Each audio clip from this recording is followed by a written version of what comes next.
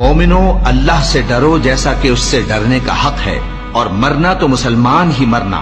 جن لوگوں نے اپنے دین کے حصے بکھرے کر لیا اور خود بھی کئی فرقے ہو گئے، ان سے تم کو کچھ کام نہیں، ان کا کام اللہ کے حوالے،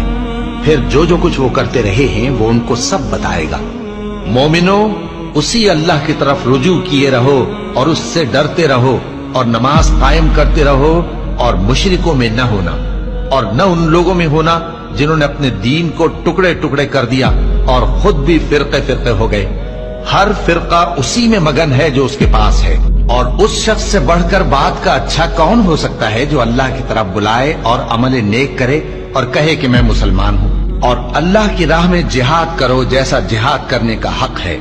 اس نے تم کو منتخب کیا ہے اور تم پر دین کی کسی بات میں تنگی نہیں کی، اور تمہارے لیے تمہارے باپ ابراہیم کا دین پسند کیا،